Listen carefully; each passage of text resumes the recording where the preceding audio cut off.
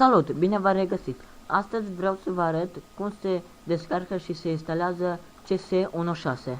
Deci intrăm pe internet și scriem resurse CS. Dăm pe al treilea rezultat. În caz că nu găsiți, o să vă las linkul în descriere. Mergem aici la client freeware și dăm pe download CS16.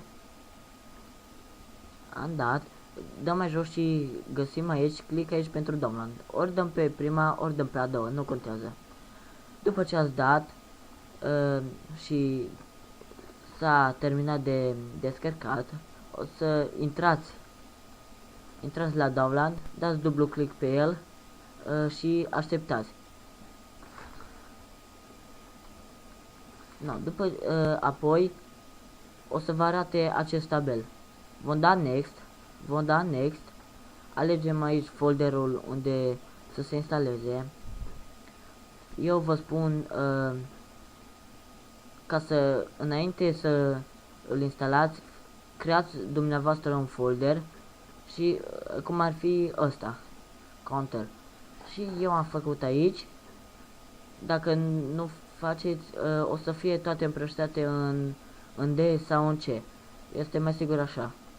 Deci după ce ați ales folderul, dăm OK și dăm Next. Apoi dați Start și se va instala. Așteptați puțin și instalarea este efectuată.